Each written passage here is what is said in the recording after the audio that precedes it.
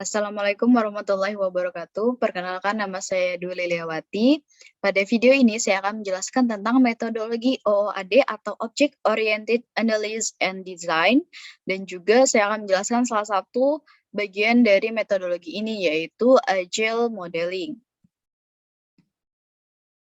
OOAD itu adalah singkatan dari Object Oriented Analysis and Design, atau dalam bahasa Indonesia itu disebut dengan analisis dan desain berorientasi objek.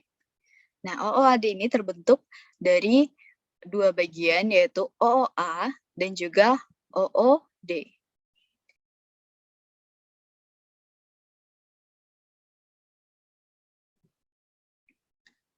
Nah, jadi dapat disimpulkan bahwa OOAD atau Object Oriented Analysis and Design merupakan metode analisis yang memeriksa requirement dari sudut pandang kelas-kelas dan objek yang ditemui dalam ruang lingkup permasalahan yang mengarahkan arsitektur software yang didasarkan pada manipulasi objek-objek sistem atau subsistem. Nah, di sini ada teknik pemodelan OOAD, itu ada 3. Yang pertama adalah model objek.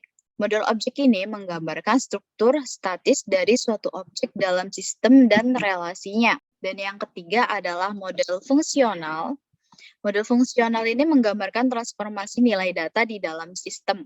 Dan OOAD ini yang berbasis UML itu dikategorikan menjadi 3, yaitu ada RPM, RUP, dan Agile Modeling.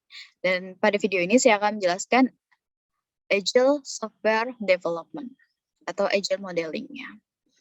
Agile Software Development ini adalah metodologi pengembangan software yang didasarkan pada proses pengerjaan yang dilakukan berulang, di mana aturan dan solusi yang disepakati dilakukan dengan kolaborasi antar tiap tim secara terorganisir dan terstruktur. Agile Software Development merupakan model pengembangan perangkat lunak dalam jangka pendek, kemudian membutuhkan adaptasi yang cepat dalam mengatasi setiap perubahan. Nilai terpenting dari Agile Development ini adalah memungkinkan sebuah tim dalam mengambil keputusan dengan cepat, kualitas dan prediksi yang baik, serta memiliki potensi yang baik dalam menangani setiap perubahan.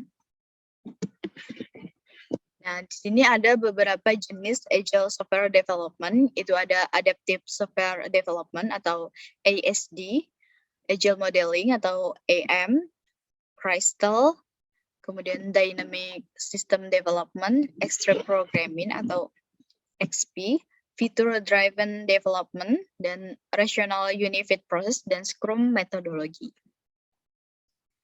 Nah, di sini adalah Agile Software Development Cycle, itu yang terdiri dari plan. Plan itu rencana, kemudian desain itu mulai mengimplementasikan rancangannya ya, mendesain, kemudian develop itu mengimplementasikannya ke dalam coding, kemudian ada testing, ada evaluate atau mengevaluasi, dan meet. Nah, tujuan Agile Software Development itu yang pertama ada high value and working app system. Itu tujuan yang pertama ini untuk menghasilkan sebuah perangkat lunak dengan nilai jual tinggi serta dapat menekan biaya pembuatan, dan yang penting adalah dapat menghasilkan produk dengan kualitas yang baik. Kedua yaitu iteratif, incremental, and evolutionary. Di mana Agile ini merupakan model pengembangan yang dilakukan secara iteratif ya, berulang-ulang dan dapat mengalami perubahan apabila diperlukan. Dan dapat dikatakan bahwa metode ini terbilang fleksibel dan dapat digunakan pada proyek pengembangan jangka pendek. Dan yang ketiga itu ada control and value driven development, di mana proses pengembangan perangkat lunak dapat disesuaikan dengan kebutuhan dari pengguna atau user. Kemudian, tim developer dapat mengontrol biaya dan waktu yang diperlukan untuk proses pengembangan software sesuai kebutuhan. Dan yang keempat itu ada high quality production, di mana kualitas dari produk perangkat lunak ini tetap terjaga dengan baik meskipun biaya dan waktu yang diperlukan terbilang sedikit. Yang kelima itu fleksibel dan risk management. Fleksibel ini dapat diartikan dengan seperti pertemuan dengan klien dapat dilakukan dengan kapanpun, sehingga fungsionalitas dari perangkat lunak dapat terjaga. Dan yang terpenting, dapat meminimalisir terjadinya kesalahan pada program maupun produk sebelum dilakukan proses mengimplementasikan ke coding. Yang keenam itu ada collaboration. Collaboration ini dilakukan oleh setiap tim pengembang untuk mendiskusikan feedback yang diberikan oleh klien, sehingga perlu adanya komunikasi dan koordinasi yang baik antar tim developer. Dan yang terakhir atau yang ketujuh itu adalah self-organizing, self-managing team. Tujuannya pengembang diberikan akses untuk manajemen sendiri urusan software development. Dan tugas manajer itu untuk menghubung antara developer dengan klien sehingga dapat mengurangi terjadinya miscommunication. Dan yang selanjutnya yaitu ada 4 nilai dalam Manifesto Agile Development. 4 nilai ini, yang pertama ada individual, and interactive. Jadi dalam Agile Development ini, seseorang lebih berharga daripada proses atau alat, karena dialah yang akan merespon terhadap kebutuhan bisnis. Jadi bentuk dari seseorang yang lebih berharga ini adalah adanya komunikasi.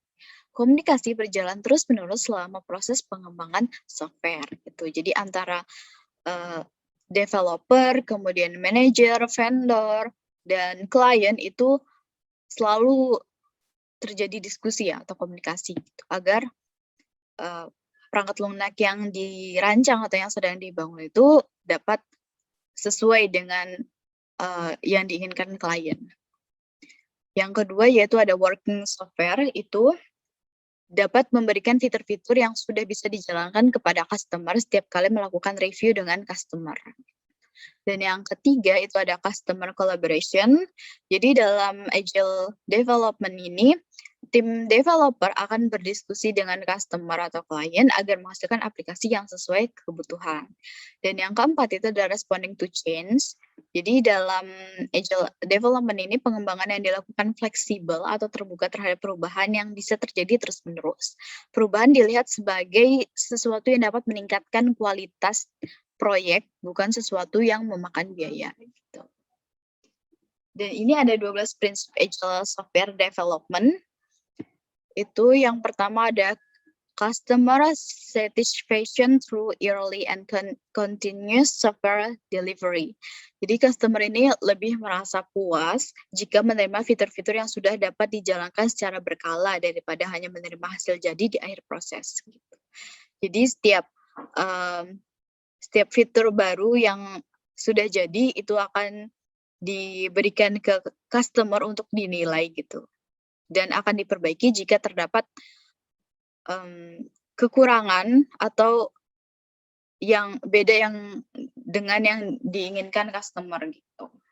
Yang kedua ada accommodate changing requirement throughout the development process. Itu menerima perubahan kebutuhan-kebutuhan produk selama proses pengembangan. Hal ini memberikan keuntungan yang signifikan bagi customer atau klien karena memungkinkan respon yang cepat terhadap perubahan di industri.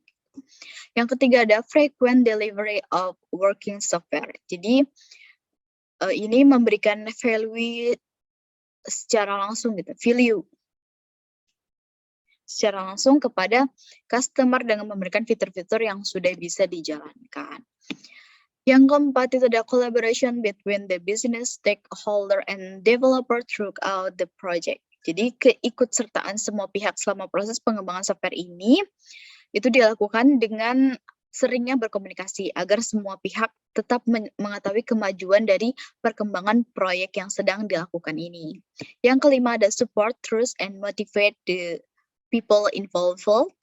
Jadi bekerja dalam lingkungan yang berisi orang-orang yang termotivasi sehingga bisa memotivasi Anda semua dan membuat tim lebih produktif karena lingkungan yang nyaman. Yang keenam ada enable face-to-face interaction. Jadi penyampaian informasi akan jauh lebih efektif jika dilakukan dengan tatap muka langsung gitu. Dan yang ketujuh ada agile processes to support a consistent development pace. Itu tim membangun tempo bekerja yang konsisten di mana mereka bisa memberikan working software dan mengulangnya setiap meluncurkan produk. Yang kedelapan ada attention to technical detail and design enhance agility.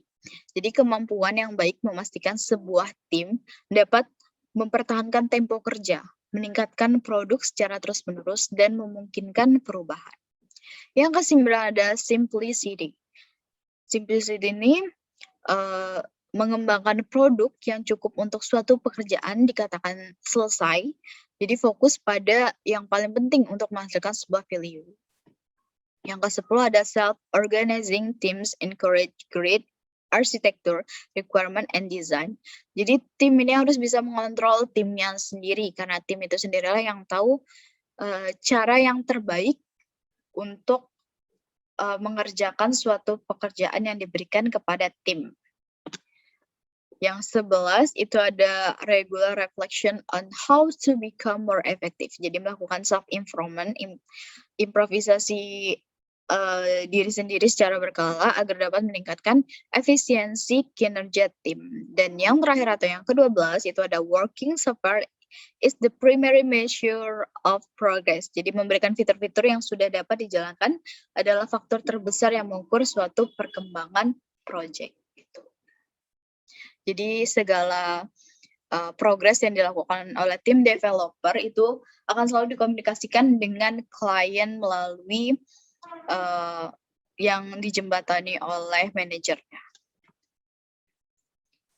Nah, yang ini adalah manfaat penggunaan Agile software development itu. Yang pertama untuk klien ya, klien dapat memberikan feedback kepada tim developer untuk menambahkan atau mengubah fitur dari aplikasi yang sedang dibangun.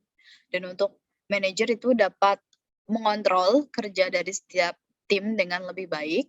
Kemudian vendor itu bisa mengurangi pemborosan dan dapat difokuskan pada peningkatan efisiensi dan pengembangan fitur-fitur dari perangkat lunak tersebut. Dan untuk developer itu dapat meningkatkan produktivitas tiap departemen. Jadi karena setiap tim dapat melakukan pengerjaan tiap tugas tanpa perlu harus menunggu tim yang lain menyelesaikan tugasnya, jadi mereka bisa lebih produktif. Gitu. Selanjutnya yaitu kelebihan Agile Software Development. Yang pertama itu membutuhkan waktu yang relatif cepat dan tidak membutuhkan research yang besar. Yang kedua, perubahan dapat ditangani dengan cepat sesuai dengan kebutuhan klien. Yang ketiga, klien dapat memberikan feedback secara langsung kepada tim pengembang atau developer. Kekurangan dari Agile Software Development, yang pertama, Agile ini tidak cocok apabila dikerjakan oleh tim yang tidak punya komitmen untuk menyelesaikan proyek bersama. Yang kedua yaitu metode Agile ini kurang tepat apabila dikerjakan dengan jumlah skala tim besar atau lebih dari 20 orang.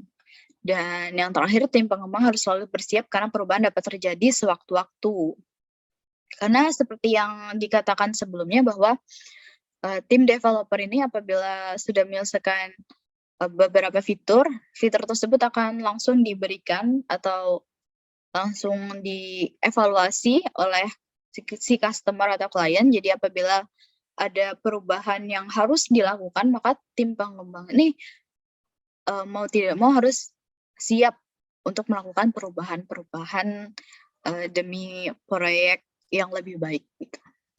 Sekian materi yang dapat saya sampaikan tentang metodologi Object Oriented Analysis and Design. Kurang dan lebihnya mohon maaf, dan semoga video ini dapat bermanfaat bagi kita semua. Terima kasih.